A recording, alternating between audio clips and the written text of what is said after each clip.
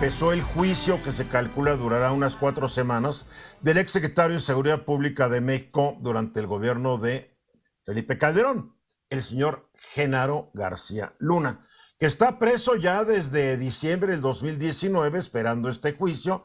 No ha arrancado antes porque vino la pandemia y después porque sus abogados buscan cómo retrasar el asunto, tratar de negociar, etcétera, hasta que el juez dijo, bueno, ya va a empezar este asunto el 17 de enero de 2023 y ya empezó. Están seleccionando el jurado. En Estados Unidos los juicios te juzgan tus pares.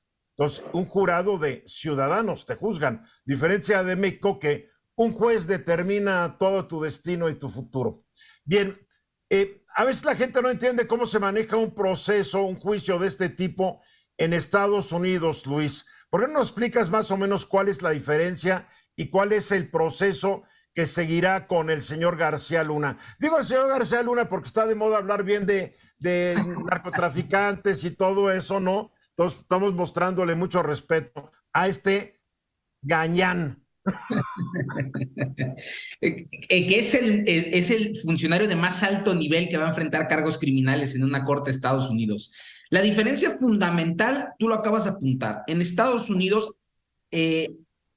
los juicios del orden criminal normalmente, y digo normalmente porque también hay excepciones de juicios sin jurado, pero normalmente son decididos por un jurado. ¿Qué es un jurado? Es un cuerpo colegiado de 12 ciudadanos comunes y corrientes que se eligen de una lista que se elabora mediante un proceso de insaculación. Voy a poner un símil como sucede en el caso de la insaculación electoral en México. O sea, se eligen de una manera similar, se les manda la convocatoria para que comparezcan, se hace un primer proceso de depuración y se elabora una lista. O sea, tanto el fiscal como la defensa pueden objetar que alguien sea un jurado y si el juez determina que es una objeción válida, pues le dice a la persona, muchas gracias por haber venido, usted no va a ser jurado, hasta que llegan a los 12, más una cantidad que no recuerdo cuánto, de jurados alternos en caso de que alguno de los jurados se enferme, se muera, ya no pueda seguir, etcétera. Exactamente, son 6 suplentes, ¿no? Como tú dices, son tanto la defensa como la parte acusadora, intervienen en las objeciones, guía todo este proceso el juez, y una vez que está determinado el jurado, inicia formalmente el juicio. Cinco cargos contra García Luna. 5 cargos, son 3 por conspiración por narcotráfico, 1 por pertenencia continuada a una organización criminal y otro más por emitir declaraciones falsas a las autoridades de Estados Unidos. Después de este proceso de selección de jurados que se calcula que va a llevarnos de aquí hasta el día viernes, iniciará formalmente la siguiente etapa, que es la de apertura. La de apertura no es otra cosa que la fiscalía le va a exponer el caso a los jurados porque, como decías, Eduardo, quien tiene que decidir si Genaro García Luna es culpable o no es el jurado. Y ojo, esta decisión tiene que ser unánime. Cierto. Si uno de los que pertenecen al jurado no se convence, más allá de toda duda razonable, de la culpabilidad de Genaro García Luna, el veredicto tendrá que ser como no culpable y en ese momento se acabó el juicio, ¿no? Bueno, pero no es que no sea culpable, se declara un no juicio.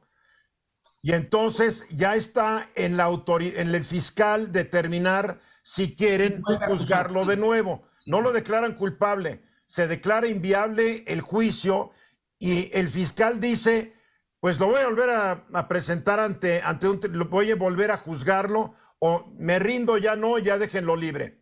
Sí, son las 3 alternativas, o sea, pueden declarar que no es concluyente el veredicto y entonces es lo que tú dices, que simplemente se puede volver a formular la acusación por parte de la fiscalía. Porque para declararlo culpable también se necesita unanimidad de los 12. Unanimidad y para declararlo inocente también debe de haber unanimidad, ¿no?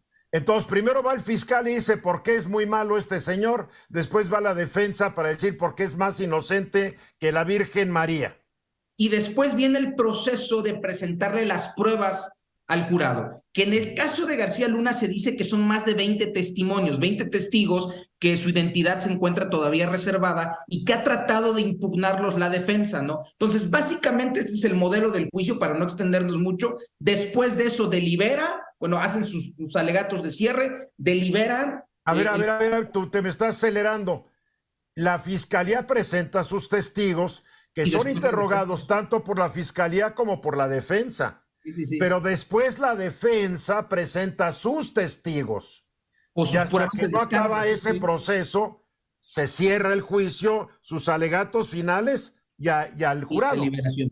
Sí. Después de la deliberación, si es culpable, quien decide la condena es el juez. O sea, digamos que la culpabilidad la emite el jurado, pero la sentencia, digamos que cuántos años va a estar en prisión, eso sí corre a cargo del juez, ¿no? Pero no, según se le ocurra al juez. Las leyes dicen de cuánto es la pena por cada Establece un delito. parámetro, sí. Entonces el juez dice, le voy a dar la pena mínima, la mediana, la máxima, y pues se puede ir el resto de su vida a la cárcel García Luna, ¿eh? Y sí puede ser los cargos que enfrenta pueden ser hasta de cadena perpetua, ¿no? Bueno, ya para su edad, con que le den 40 años, ya es cadena perpetua. Luis Miguel. Una pregunta y un comentario. ¿Se va a poder seguir el juicio, digamos, una persona en México podrá ver el juicio? No, ni en Estados Unidos, porque los tribunales de Nueva York no permiten juicios transmitidos por televisión, a diferencia de otros estados. Varía según los estados y varía según la determinación del juez. Y el comentario, otra peculiaridad de los juicios en Estados Unidos es el rol de los abogados son como estrellas de rock. ¿Qué sabemos del abogado defensor? Estoy pensando, la gente que sabe que existen las Kardashian probablemente no sepa que el papá era un abogado famosísimo que defendió a O.J. Simpson. Es una declaración de intenciones, o sea, para conocer un poquito el perfil del abogado, es una declaración de intenciones el hecho de que no hayan buscado llegar a un acuerdo con la fiscalía o que no hayan llegado a un acuerdo con la fiscalía. Muchos de estos casos normalmente tratan de resolverse en forma previa mediante los acuerdos, esta etapa preparatoria al juicio donde se puede llegar a un acuerdo. Quienes saben del tema y quienes conocen a este abogado dicen que pues es una declaración de intenciones como tal el hecho de que hayan descartado por completo y que hoy precisamente ellos sustenten gran parte de su defensa en el hecho de que los testimonios de la fiscalía no son verificados y que precisamente esa falta de pruebas va a permitir que no se llegue más allá a determinar la culpabilidad más allá de toda duda razonable, ¿no? El abogado que lo representa es un hombre llamado Jeffrey Lichtman. Él es el abogado, 27 años, lleva muchos años en este asunto, y entre los casos que él defendió fue el de, ¿se acuerda de John Gotti? El jefe de la mafia de Nueva York.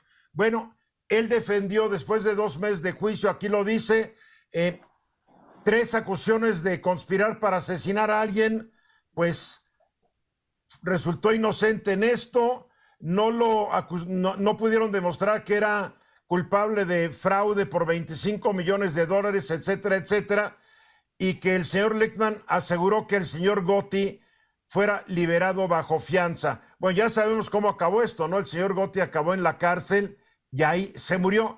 Entonces, aparentemente este cuate pues ya ha defendido a varios gángsters de Estados Unidos, lo cual ahora le toca defender a un supuesto gángster mexicano.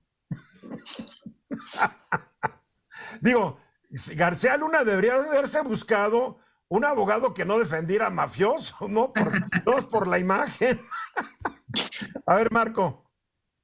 Evidentemente, este va a ser un tema que va a llamar mucho la atención, independientemente de las restricciones que tendrá, y va a desprender mucha información y muchos rumores que van a tener consecuencias en la imagen de nuestro país y probablemente en la vinculación de muchos personajes. Y seguramente al presidente le va a dar muchos temas para poder abordar en su mañanera sobre diferentes hipótesis de cómo está toda esta vinculación, toda esta gran red que se formó desde su punto de vista para hacer este gran trabajo del narcotráfico, esta industria, ¿no? Bien. Así que va a ser un tema que creo que va a ser relevante en la medida que se empiece a desplegar la información, a conocer la información del juicio. Pero aquí el que ha de estar muy nervioso es Felipe Calderón, no hay que decirlo. Felipe Calderón, cuando era presidente, decía que era inconcebible que un presidente no supiera lo que pasaba en su gabinete, ¿verdad? Y ahora él dice, no, yo no supe qué pasaba, ¿no? No sabía, o no quería saberlo, o sí sabía y se hizo guaje, no lo sabemos. Lo que sabemos es que el señor García Luna abusó mucho del cargo.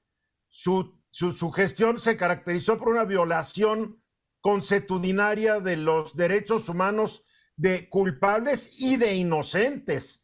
Entonces no es ninguna blanca paloma.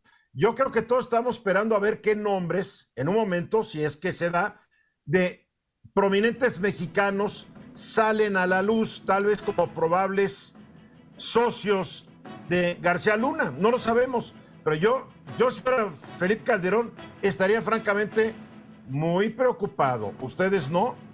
Sí. Digo, pero creo que está en España, ¿no? Creo que ahora está viviendo en España, va y viene, no sé. Y muchos políticos también, Eduardo, que van a salir. Deberían, ojalá, mensajes. Estás abriendo